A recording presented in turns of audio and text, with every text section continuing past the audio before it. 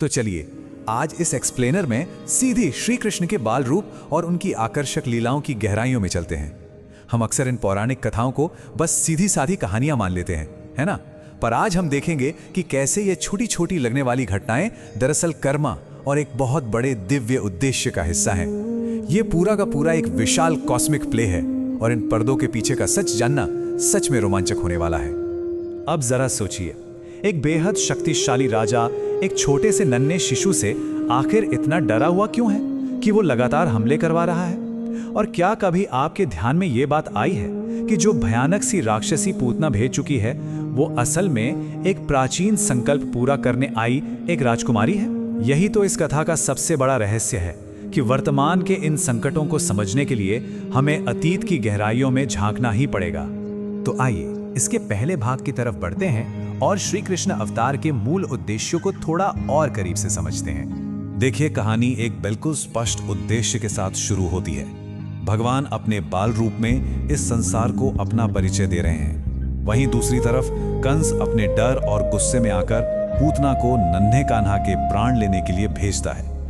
अब ऊपर से देखने में तो ये एक सीधा साधा हमला लगता है, पर सच तो ये है कि इनमें से कोई भी घटना अचानक या बिना वजह के नहीं हो रही। ये सब एक लीला है और लीला का सीधा सा अर्थ है एक ऐसी सोची समझी दिव्य योजना जो गहरे आध्यात्मिक पाठ पढ़ाने, पिछले जन्मों के कर्मों का हिसाब पूरा करने और अंत में मुक्ति प्रदान करने के लिए रची गई हो।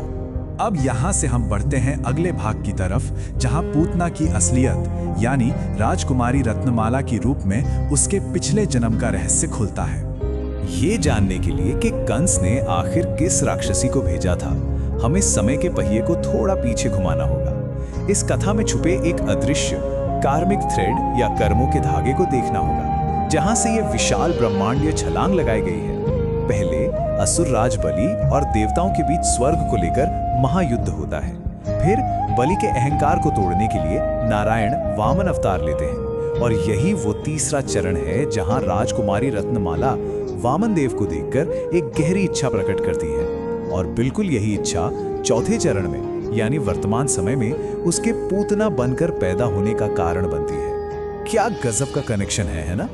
ये देखना सच में कितना हैरत अंगेज है कि वर्तमान अवतार के समय जो एक प्राचीन वचन और संकल्प लिया गया था वो सदियों बाद सीधे नन्हे श्री कृष्ण के पालने तक पहुंच जाता है। मतलब जो राक्षसी इतनी बुरी नीयत लेकर आई है उसका आगमन भी दरअसल एक प्राचीन इच्छा की पूर्ति के लिए पहले से ही रचित किया गया था।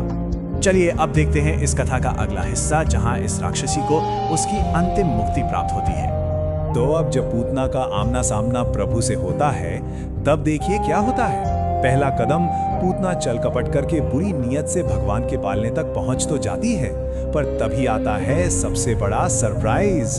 बाजी पूरी तरह पलट जाती है क्योंकि श्री कृष्ण उसे वहीं चकाचौंध कर देते हैं और यहाँ इस कथा का सबसे खूबसूरत हिस्सा निकल कर आता है। उसका अंत, जो सच कहूं तो दरअसल उसे मुक्ति प्रदान करने का एक बेहद अनोखा तरीका था।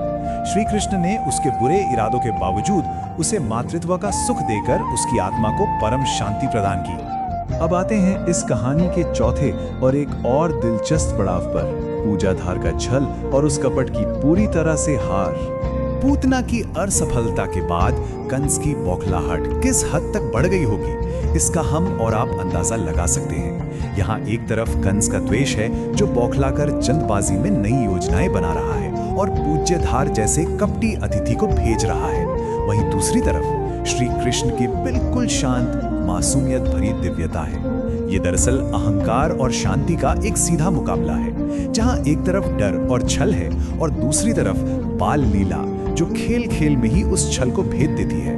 पूज्याधार की ये हार हमें साफ दिखाती है कि दुनिया के सांसारिक छल कपट का इन दिव्य लीलाओं के सामने कोई वजूद ही नहीं है। श्री कृष्ण ने कितनी आसानी से बिना किसी मेहनत के इस नकली अतिथि का सच सबके सामने ला दिया और उसकी योजना को मिट्टी में मिला दिया।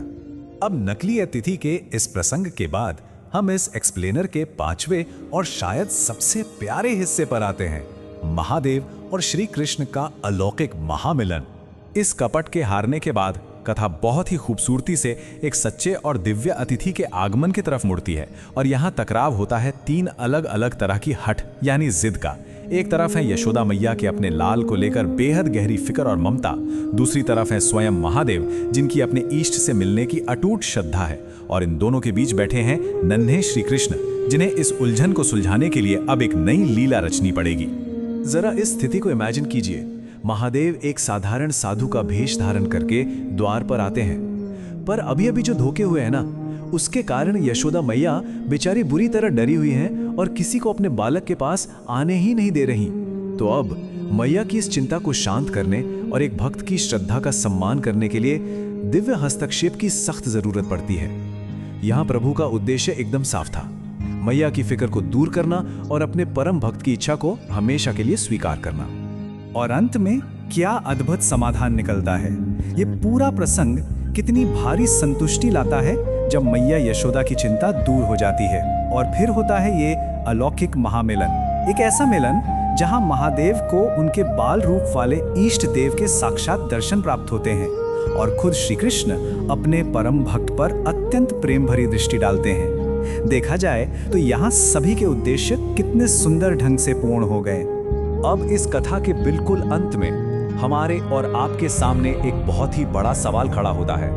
अगर सर्वोच्च दिव्य शक्तियां भी इस नियति और कार्मिक हिसाब को पूरा करने के लिए अलग अलग रूप धारण करती हैं, अपना अपना किरदार निभाती हैं, तो जरा सोचिए इस विशाल ब्रह्मांडीय कहानी में हम दरअसल क्या भूमिका निभा रहे हैं। कर्मों और लीला का ये जटिल जाल हमें सच में अपने जीवन के उद्देश्य पर गहरे चिंतन करने को मजबूर कर देता है। इस पर एक बार विचार जरूर कीजिएगा।